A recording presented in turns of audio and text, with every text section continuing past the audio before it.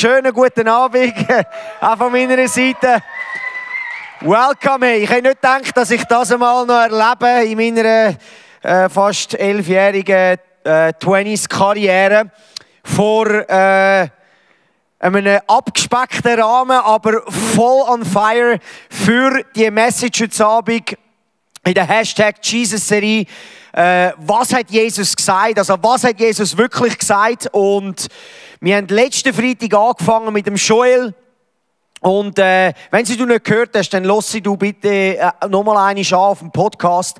Es ist eine Message, die direkt ins Herz hineingegangen ist. Jesus, seine Worte, wo wir wirklich noch einfach das Vaterunser durchgegangen sind. Eine Message, die wirklich Herzen berührt hat, die mein Herz berührt hat, die irgendwie nochmal eine neue Dimension aufgetan hat, das Vaterunser einfach nochmal zu verstehen, was da Gott für ein Herz drin gelegt hat. Und ich weiss nicht, wie du diese Woche erlebt hast. Irgendwie, für mich war es auch turbulent. Ich habe zwar die Heime gearbeitet, aber die Informationen haben sich gehäuft. Mein Herz hat geblutet, wo plötzlich die Eishockey-Saison abgesagt worden ist und jetzt auch die Europa League und Champions League-Spiele abgestellt worden sind. Nichtsdestotrotz habe ich tief in meinem Herz einen Frieden gehabt, weil ich weiss, dass nicht der Coronavirus die Krone anhat, sondern Jesus Christus. Jesus Christus ist der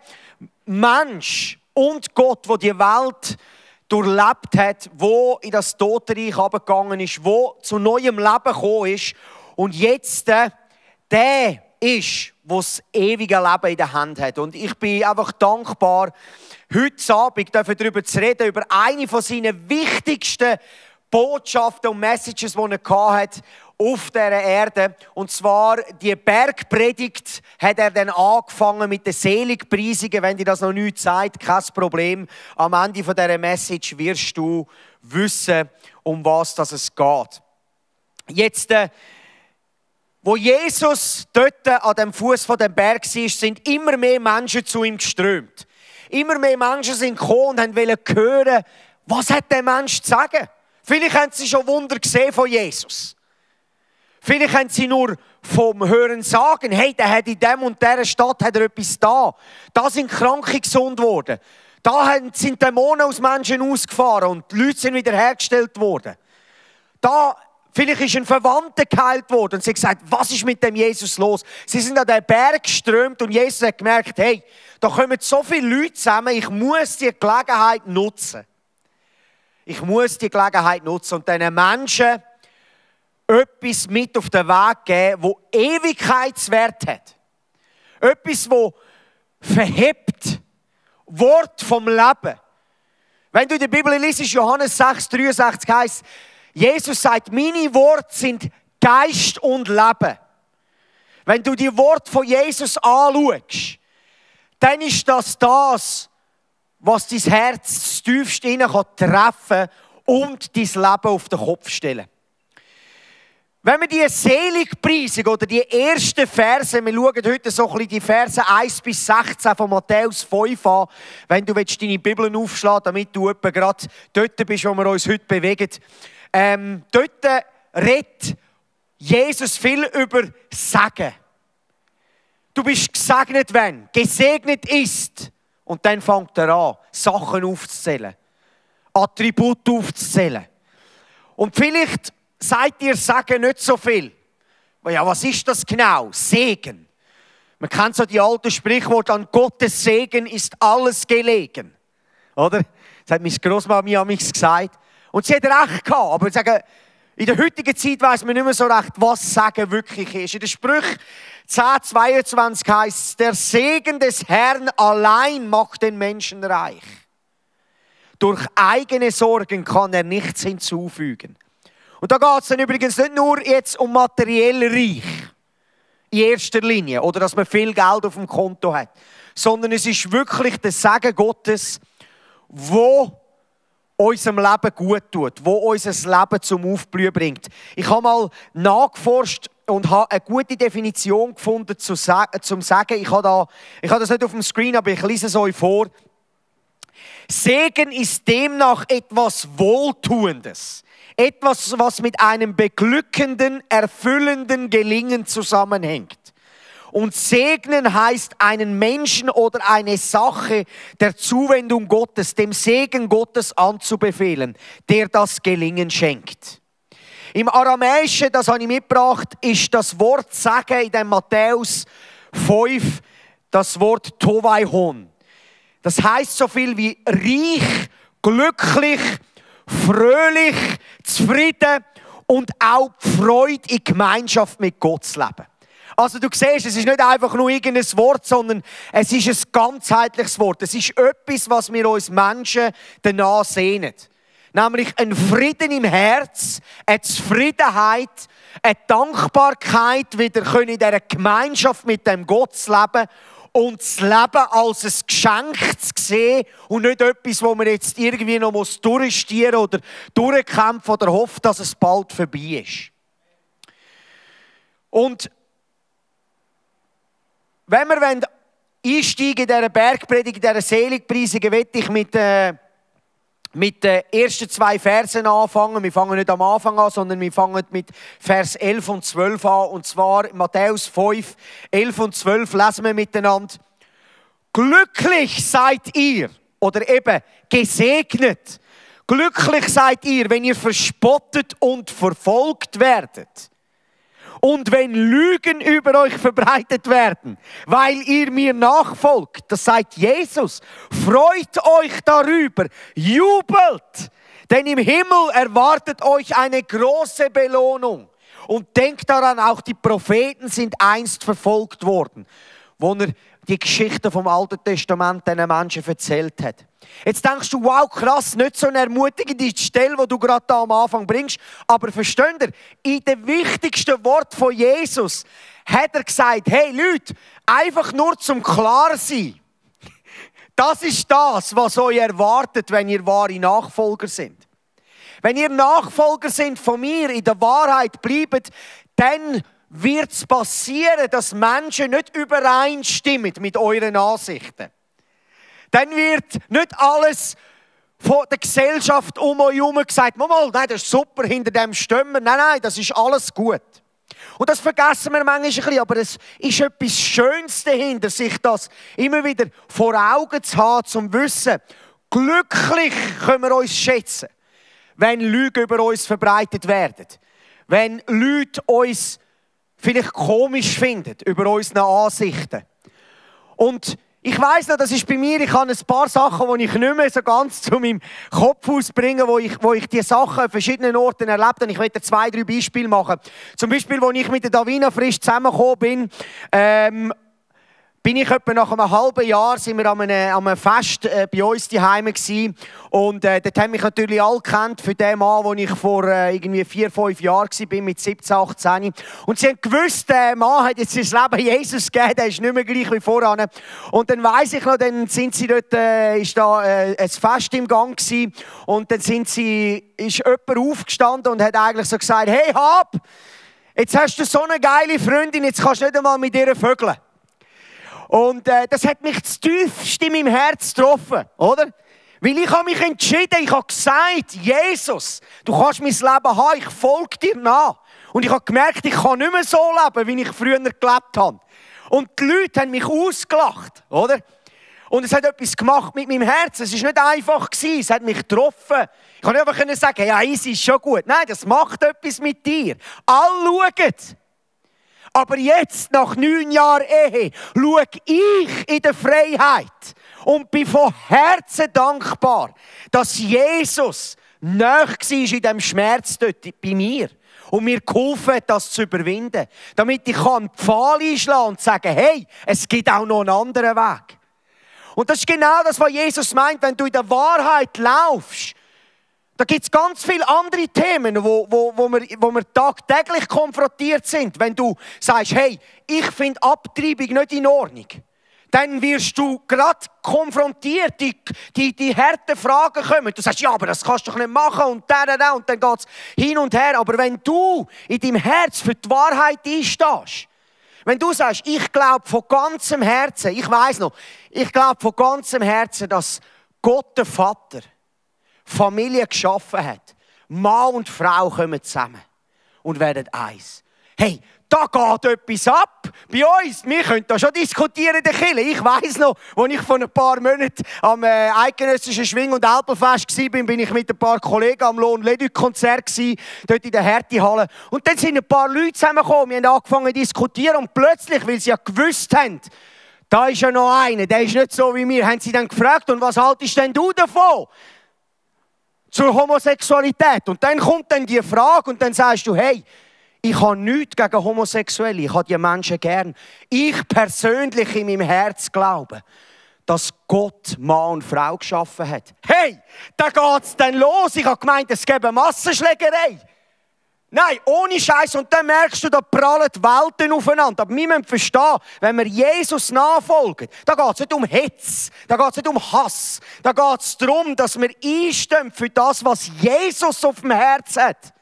Wenn Jesus das auf dem Herz hat, dann können wir nicht einfach weiterlaufen, weil wir müssen nicht denken, wir müssen in allem eins sein mit der Welt. Das müssen wir nicht. Jesus hat gesagt, sind glücklich, wenn ihr ausgelacht werdet.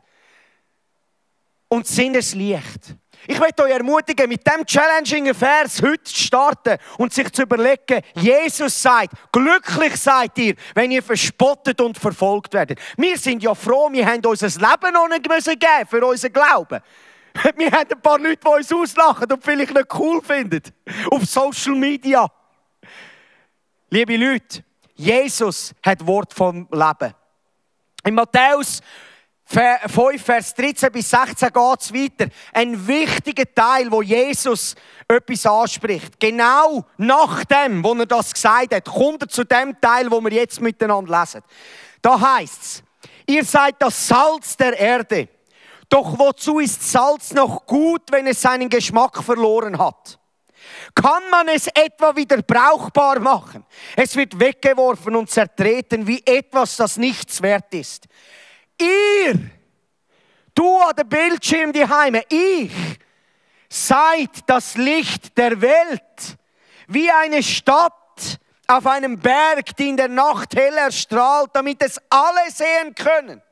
Niemand versteckt sein Licht unter einem umgestülpten Gefäß. Er stellt es vielmehr auf einen Lampenständer und lässt es für alle leuchten. Genauso lasst eure Taten leuchten vor den Menschen, damit alle sie sehen können und euren Vater im Himmel dafür rühmen. Versteht ihr? Dir ist es Licht gegeben worden. Wenn du in deinem Herz Jesus ein Ja gegeben hast, ist ein Licht angezündet worden in deinem Leben, wo einen Unterschied darf und soll machen in deinem Umfeld. Weißt du, wie wichtig ist Licht? Wenn es dunkel ist, dann ist es dunkel. Machen wir mal dunkel, können wir mal das Licht runterfahren. Wenn es dunkel ist, ist es dunkel. Es ist noch nicht ganz so dunkel, aber es kommt.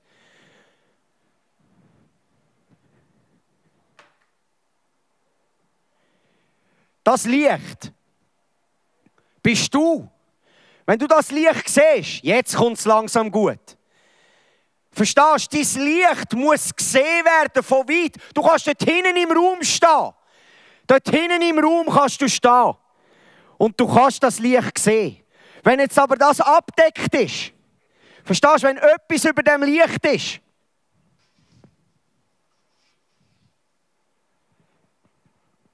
dann flackert es noch ein bisschen durch. Wir können das Licht wieder anmachen. Dann flackert es ein bisschen durch. Dann hat es keine Power mehr. Jesus sagt, ihr seid ein Licht, das muss gesehen werden. Nehmt die Branddecke weg. Ihr seid ein Licht, das gesehen werden soll.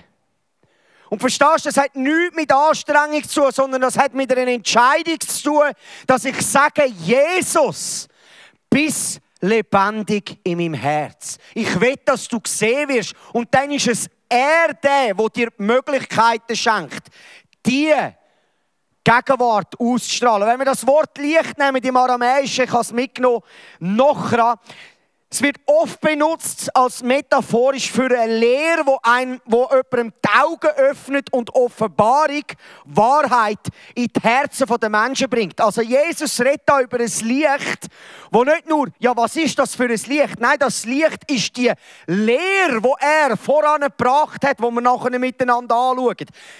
Nicht nur die Lehre, die er durch sein ganzes Leben in den Evangelien aufgeschrieben worden sind und nachher durch die Apostel weitergezogen worden sind. Im Römerbrief, Galater, Kolosser, Epheser, Philipper, wo sie die Wahrheit aufgeschrieben haben, dass die Wahrheit reinkommen kann, Offenbarung bringen und das Licht rausbringen.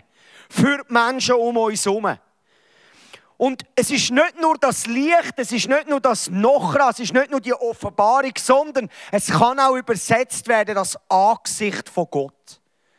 Also wenn ich in seine Augen schaue und er schaut zurück, wird etwas fest in meinem Herz, das Auswirkung hat aus meinem Leben raus zu meinem Nächsten. Und das ist nicht eine Anstrengung oder etwas, was ich mache, sondern das ist etwas, was er tut, durch seinen Heiligen Geist. Und das sind so, es ist einfach ein challenging Statement, wenn Jesus sagt, euch ist ein Licht gegeben worden. Versteckt es nicht. Tut nicht etwas drüber über euer Licht, sondern lasst es scheinen. Und ich habe mir überlegt, wie soll ich die prägnante Verse aus dieser Seligpreisung mit euch durchgehen. Und wir werden Vers für Vers jetzt durchgehen. Und ich lese momentan im Englischen die Passion Translation und ich habe euch das übersetzt ins Deutsche. Und wir werden das hören, gelesen von der Salome. Und ich werde einfach nach jedem Vers, du wirst sie auch einblenden sehen, will ich einfach 2, 3 Gedanken teilen mit uns zu dem. Mach dein Herz auf. Nicht nur mit diesen Ohren hören. Hinter dem Bildschirm. Du hast nicht nur Augen und Ohren da, sondern du hast auch Augen und Ohren im Herz. Dein Geist kann hören. Mach dein Herz auf, weil das sind Worte, du musst dir vorstellen, straight from Jesus' mouth. Gerade raus von Jesus. Absolut vertrauenswürdig. Anzunehmen als die Wahrheit. Lass uns hineinhören und starten mit Matthäus 5, Vers 3. Was für ein Reichtum wird dir gegeben, wenn du dich geistlich arm fühlst? Denn es gibt kein Hindernis, um in das Reich des Himmels einzugehen. Was für ein Reichtum wird dir gegeben, wenn du dich geistlich arm fühlst? Denn es gibt kein Hindernis, um in das Reich des Himmels einzugehen. Was für ein Reichtum, wenn du dich geistlich arm fühlst. Jetzt musst du dir vorstellen, in anderen Übersetzungen, erkenn, dass du Gott brauchst, dass dir das Himmelreich geschenkt werden kann. Freunde, da sagt Jesus etwas ganz Wichtiges zu uns Menschen, die oft in unserem Selbstverwirklichung, in unserem eigenen Leistungsdenken wollen, das Werk vom Kreuz zunichte machen. Das Gnadengeschenk muss angenommen werden. Wer versteht, im geistlichen Leben mit Jesus, mit dem Heiligen Geist, es kommt alles von dem Kreuz. Das Leben kommt von ihm und er nimmt Wohnung in mir und ich in ihm und er in mir und wir leben zusammen das Leben auf dieser Erde. Dann ist er der das Blut gegeben hat, damit ich in Gemeinschaft mit Gott sein kann. Verstehst du? Jeden Tag müssen wir uns bewusst sein, ich will Ja sagen zu dieser Gnade, zu dem Blut, zu dem Leben von Jesus. Und ich sage, komm und bist mein König.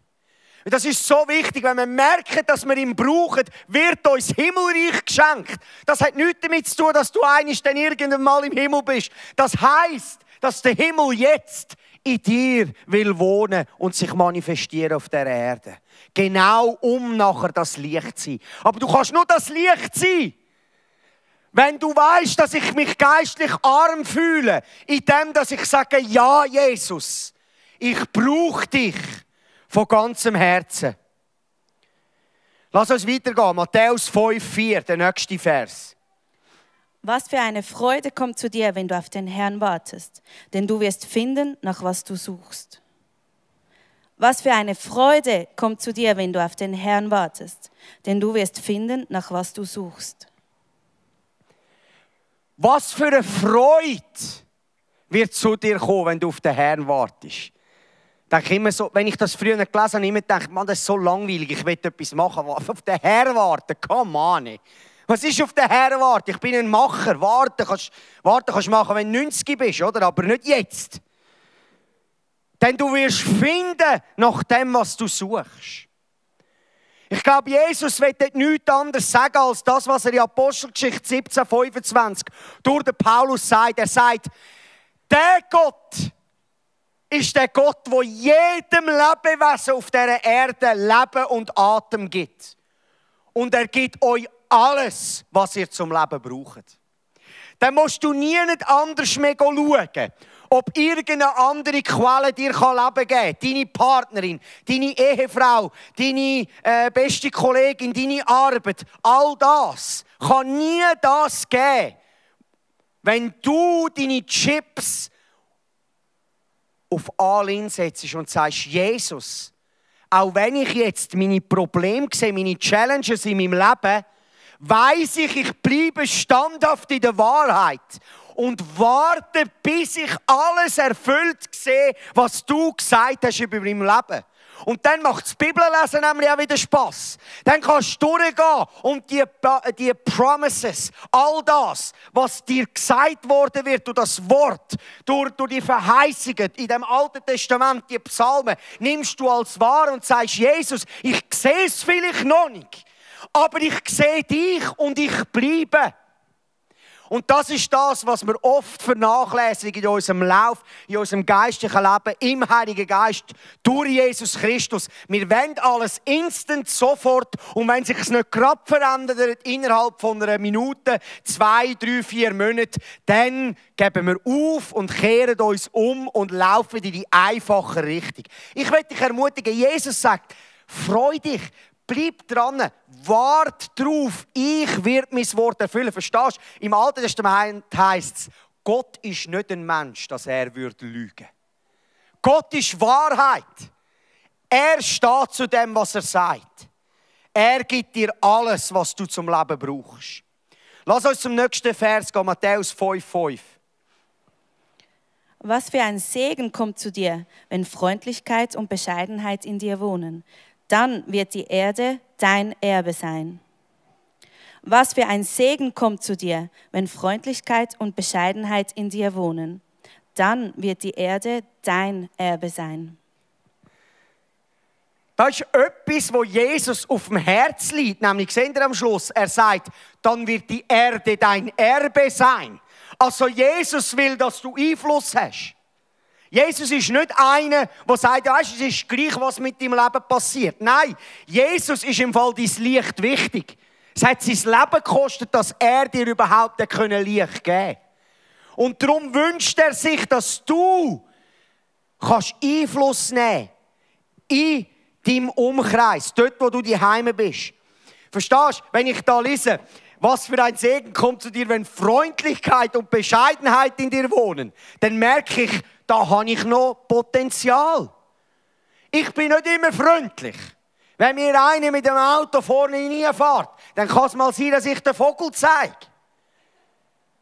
Und nachher merke ich wieder, denke ich, okay, Jesus, du merkst, in meinem Herz gibt es noch Platz, um in Freundlichkeit und Bescheidenheit zu wachsen. Und weißt du, das ist nicht eine Bescheidenheit, wo Jesus sagt, wo wir so und uns sagen, ja weisst, wir sind nichts und ja weisst, Gott ist alles und wir sind nichts. Nein, da geht es darum, in ein blindes Vertrauen in einen Gott, der ein Ja hat zu meinem Leben, aber wo ich eben genau weiss, 3 Verse voran, ich weiss, in meiner geistlichen Armut brauche ich das Kreuz täglich, damit er mich lebendig macht. Das ist das, was er da will damit ausdrücken. Er sagt, hey, was für ein Segen kommt zu dir, wenn Freundlichkeit und Bescheidenheit dein Leben prägen. Empfang das, nimm das an und du wirst sehen, wenn du Menschen mit Freundlichkeit begegnest, setzt du etwas im Herz frei, wo durch etwas anderes gar nicht hätte freigesetzt werden können. Plötzlich sind sie offen und sehen das Licht, weil sie eben sagen, Wie der Sascha Ernst vorne in diesem Clip gesagt hat, sie sehen die guten Taten, sie sehen die Worte von der Ermutigung. Und plötzlich geht in ihren Herzen etwas auf. In Matthäus 5,6 lesen wir, Wie gut geht es dir, wenn du dich nach Gerechtigkeit sehnst? Dann wird dein Leben in allen Bereichen fruchtbar werden. Wie gut geht es dir, wenn du dich nach Gerechtigkeit sehnst? Dann wird dein Leben in allen Bereichen fruchtbar werden. wie gut geht es dir, wenn du dich nach Gerechtigkeit sehnst? Wer Gerechtigkeit gebracht hat, ist Jesus Christus höchstpersönlich. Da geht es nicht um eine Gerechtigkeit, die in der Welt inne. Wir können schon sagen, wir eifern nach Gerechtigkeit auf dieser Welt und das ist auch nicht schlecht. Aber ich eifere nach dem, dass ich die Gerechtigkeit erkenne, wo Jesus für mich gezahlt hat, nämlich frei von der Sünde, nicht mehr ein Sklave zu sein, befreit von aller Schuld, heilig, makellos, ohne Fehl und Tadel. Ich sehne mich, dass die Gerechtigkeit Form annimmt in meinem eigenen Leben, in meinen Aktionen, in meinen Worten, in meinen Taten. Und dann passiert das, dann passiert es, was heisst, dann wird dein Leben in allen Bereichen fruchtbar werden. Verstehst du?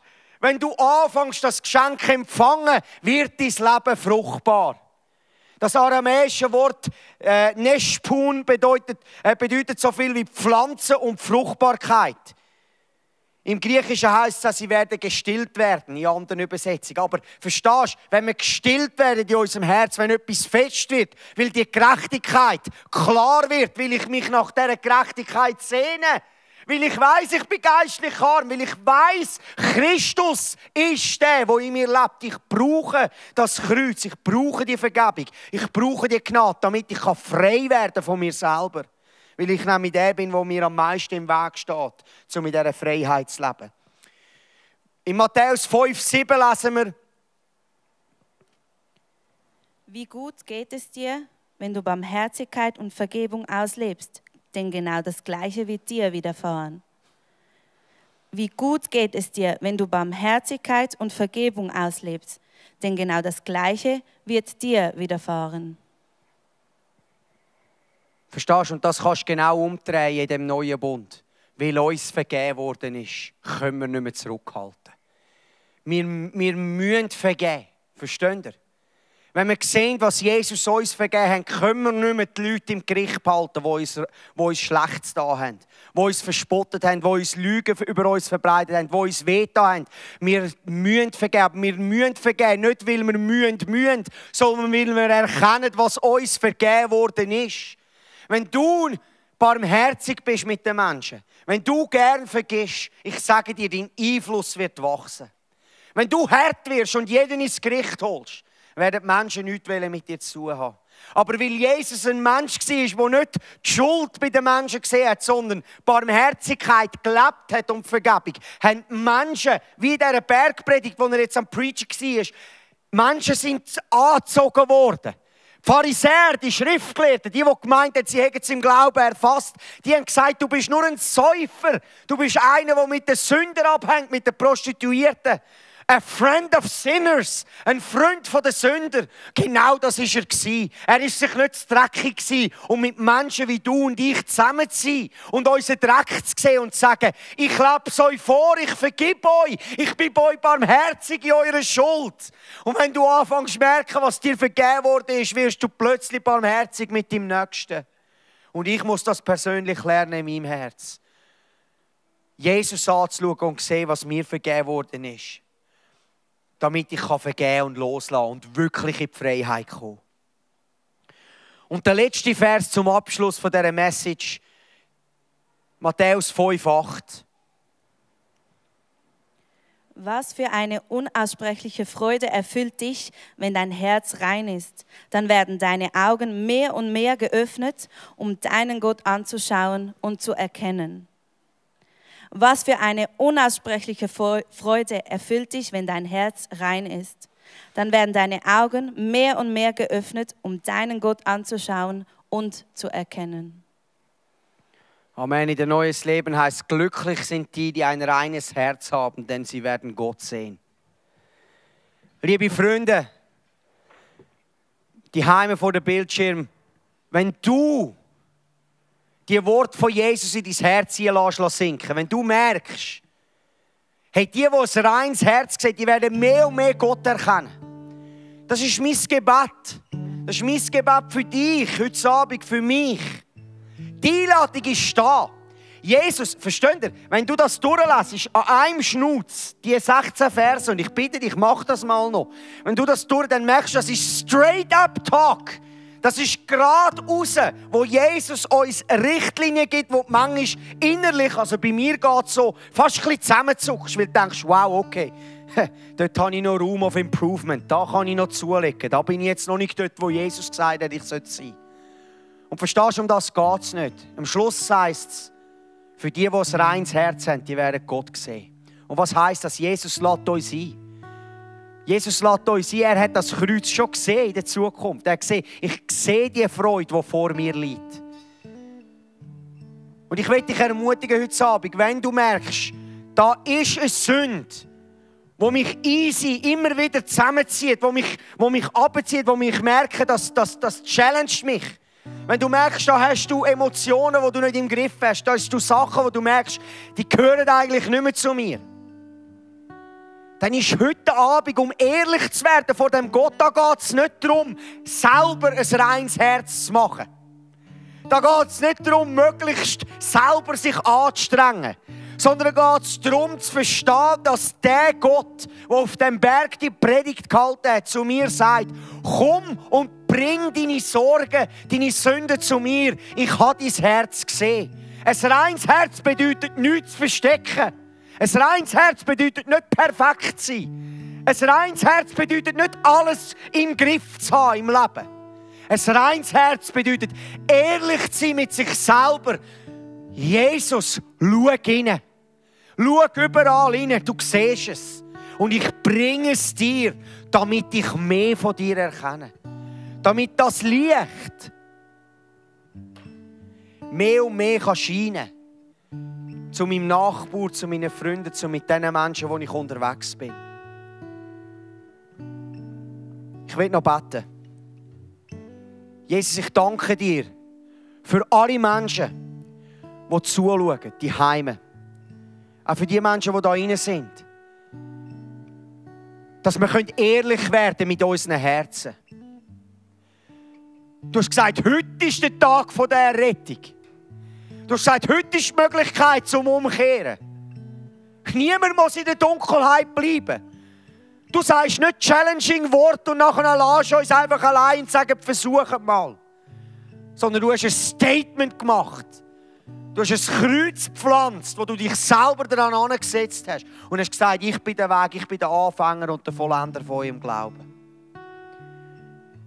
Jesus, ich bitte dich, komm uns näher. Zeig uns auf, dort, wo wir Sachen dir bringen können. Damit alle unsere Zimmer offen sind vor dir. Damit wir unsere Chips auf alle hinnehmen. Damit wir wahre Freiheit erleben können. Damit wir das Licht so fest scheinen lassen, dass Menschen sagen, da ist ein Gott, der lebt. Amen.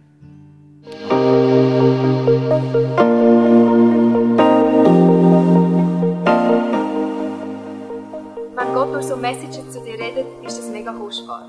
Darum nimm den Schatz unbedingt mit in deinen Alltag. Vielleicht machst du gerade noch eine Notiz zu diesem Thema oder redest mit Jesus in einem Gebet noch selber drüber.